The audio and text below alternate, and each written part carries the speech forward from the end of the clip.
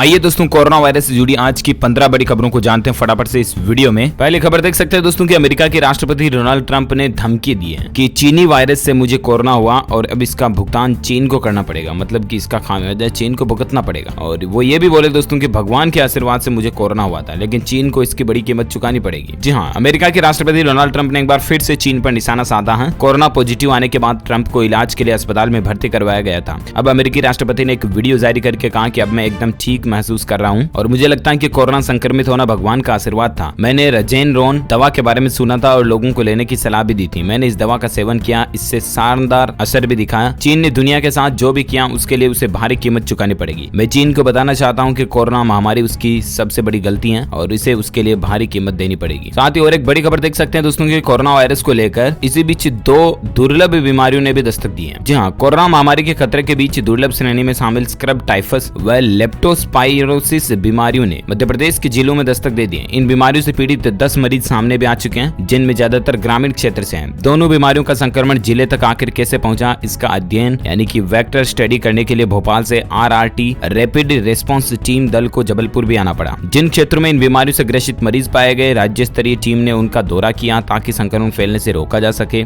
इन बीमारियों के उपचार के लिए अब तक कोई टीका या दवा नहीं बन पाई है। लक्षण के आधार पर मरीजों का उपचार किया जाता रहा है। आखिर ये स्क्रब टाइफस क्या है, तो मैं आपको बता दूं दोस्तों कि मुख्य चिकित्सा एवं स्वास्थ्य अधिकारी डॉक्टर रत्नेश कुरारिया ने बताया कि जंगली क्षेत्रों और खेतों के आसपास विशेष तरह के पिस्सू पाए जाते हैं। खटमल की तरह नजर आने वाले ये पिस्सू जानवरों में चिपके रहते हैं और उनका खून पीकर जीवित भी रहते हैं। पिस्सू की लार में बैक्टीरिया पाया जाता है और ये पिस्सू यदि किसी मनुष्य को काट लेना तो उनकी लार में मौजूद जीवाणु रक्त में फैल जाता है, जो कि स्क्रब टाइफस बन जाता है। इस तरह बीमारी में डेंगू की तरह प्लेटलेट्स घटने लगते हैं और मरीज कमजोरी, सिर दर्द, तेज बुखार, खांसी, त्वचा पर चकत्ते पड़ना, मांसपेशियों, जोड़ों में दर्द, शरीर में वीकनेस आना, ये सारे सिम्टम्स भी आने लगते हैं। तो कोरोना महामारी के बीच ये दुर्लभ बीमारियां भी चल रही हैं, आप प्लीज सावधान रहें। इसके अलावा लेप्टोस्पाइरोसिस आखिर ये क्या है, तो ये बैक्टीरिया के कारण होने वाली बीमारी जानवरों से मनुष्यों में फैलती है और घरेलू जानवरों खास करके चूहे के मलमूत्र से फैलने वाले ये बैक्टीरिया मनुष्य के शरीर में प्रवेश कर जाते हैं। फिर त्वचा पर हल्की चोट या दरार के जरिए बैक्टीरिया शरीर में घुसते हैं, जिससे कि स्वस्थ व्यक्ति भी बीमार हो जाता है। इसके लक्षणों में तेज बुखार, सिर दर्द, शरीर में दर्द होना, दस्त लगना, आंखें लाल होना, पीलिया, जोड़ों में दर्द, थकान लगना, ठंड लगना, दिमागी बुखार, बहरापन, सांस लेने में तकलीफ आदि सिम्टम्स इस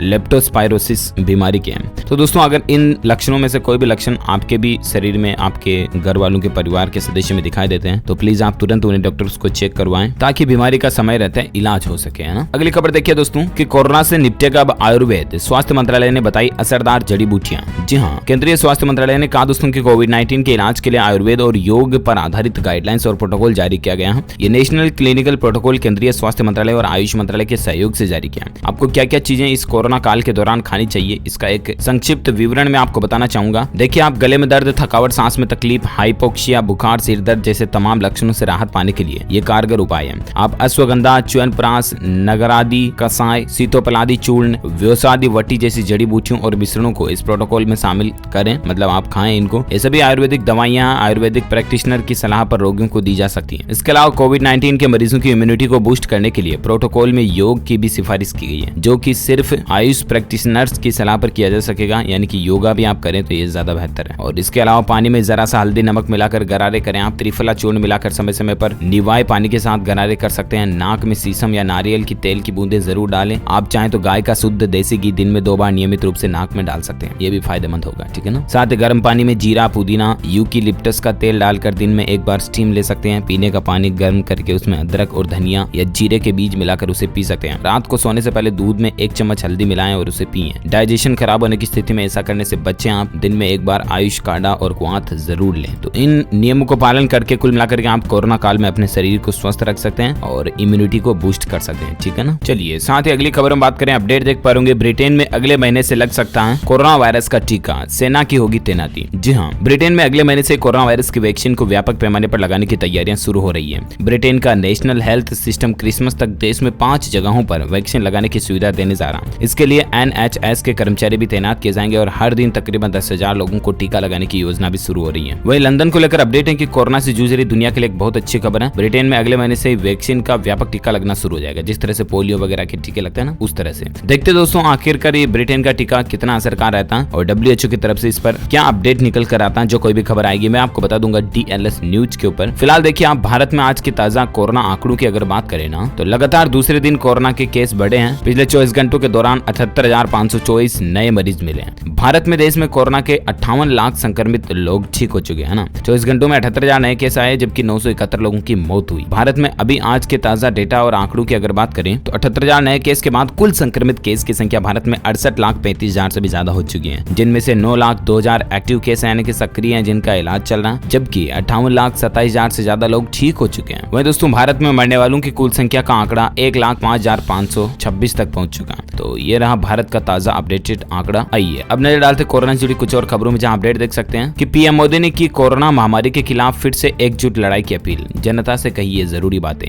आखिर प्रधानमंत्री मोदी जी ने क्या नया अभियान शुरू किया, तो मैं आपको बता दूं दोस्तों कि देश में जो कोविड महामारी संकट के बीच प्रधानमंत्री नरेंद्र मोदी ने आज एक बार फिर से इस महामारी के खिलाफ एकजुट लड़ाई का आह्वान किया। पीएम ने #UnitToFight अगेंस्ट कोरोना के साथ कई ट्वीट भी किए, जिसमें उन्होंने जनता से सहयोग की अपील की है। दुनिया में सबसे ज्यादा कोरोना के मामलों के लिस्ट में भारत दूसरे नंबर पर है। बीते कुछ हफ्तों से हर दिन 70,000 से ज्यादा नए मामले सामने आ रहे हैं। इस बीच जनता से अपील करते हुए पीएम मोदी ने ट्वीट करके लिखा कि भारत की कोविड-19 की लड़ाई लोगों के चलते आगे बढ़ रही है और इसे कोविड वॉरियर से बड़ी शक्ति भी मिलती है। हमारे एकजुट प्रयास ने बहुत सी जानें बचाई हैं। हमें लड़ाई की अपनी गति बनाए रखनी होगी और हमारे लोगों को वायरस से बचाए रखना होगा। ये देख सकते हैं आप, पीएम मोदी ने ट्वीट भी किया कि हाथों को बार बार धोएं, 2 गज की दूरी निभाएं और सही से मास्क पहने। कोरोना से बचने के ये उपाय लोगों से साझा किए। इसके साथ ही प्रधानमंत्री ने कोरोना से जुड़े आवश्यक दिशा निर्देशों को भी लोगों के साथ शेयर किया। उन्होंने ट्वीट किया, दोस्तों के आइए कोरोना से लड़ने के लिए एकजुट होते हैं। हमेशा याद रखें, मास्क जरूर पहने, हाथ साफ करते रहे, सोशल डिस्टेंसिंग का पालन करें। और एक ट्वीट में पीएम मोदी ने कहा कि साथ आकर हम सफल होंगे, साथ आकर हम कोरोना वायरस के खिलाफ जीत हासिल करेंगे। जी हाँ, पीएम मोदी एक नया जन आंदोलन शुरू करने जा रहे हैं दोस्तों। कोरोना के खतरे के प्रति लोगों को एक नए सिरे से जागरूक करने और बचाव के लिए जारी गाइडलाइंस के पालन के लिए लोगों को प्रेरित करने के लिए प्रधानमंत्री नरेंद्र मोदी गुरुवार से जन आंदोलन शुरू करने जा रहे हैं। केंद्रीय सूचना प्रसारण मंत्री प्रकाश जावड़ेकर ने बताया कि इस अभियान में स्थानीय स्तर पर पोस्टर, होर्डिंग के साथ ही सोशल, प्रिंट और इलेक्ट्रॉनिक मीडिया में बड़े पैमाने पर प्रचार प्रसार भी किया जाएगा। दरअसल देश के लगभग पूरी खुल हो जाने साथ ही त्योहारी सीजन की शुरुआत के साथ कोरोना के फैलने का खतरा और भी ज्यादा बढ़ गया, क्योंकि आजकल अनलॉक 5 तक पहुंच गया, यानी कि काफी चीजें खुल भी गई है। अब त्योहार भी आने वाले हैं, दीपावली, दुर्गा पूजा, नवरात्रा, कई सारे फेस्टिवल का सीजन शुरू होने जा रहा है, राइट। और इसी बीच अब दोस्तों सरकार चाहते हैं कि इन मामलों की संख्या और ज्यादा ना बढ़े, इसलिए मोदी सरकार की तरफ से एक नया जन आंदोलन या अभियान, जिसे आप कह सकते हैं, ये शुरू किया जा रहा है ताकि लोगों को प्रेरित किया जा सके कि आखिर कोरोना से बचाव के लिए क्या नए नए उपाय अपनाए जाए। इसी बीच और एक खबर देखिए कि कोरोना से जंग, कोविड होने पर आखिर कैसा महसूस हुआ और कैसे ठीक हुए। एक पॉजिटिव मरीज की कहानी उन्हीं की जुबानी मैं आपको बताना चाहूंगा कि आखिर एक कोरोना वायरस से संक्रमित हुआ मरीज कैसे सोचता है, कैसे उसको फील हुआ, कैसे वो कोरोना से जब संक्रमित था तब वो क्या फील कर रहा था और अब जब वो ठीक हो चुका तब वो क्या फील कर रहा है। एक मतलब उसी के मुंह से उसी की कहानी जुबानी मैं आपको बताता हूँ। दरअसल कैसी मनस्थिति थी आपकी जब आपने सुना था कि आपको कोरोना हुआ। ये एक कोरोना पेशेंट से सवाल पूछा गया, ठीक है ना।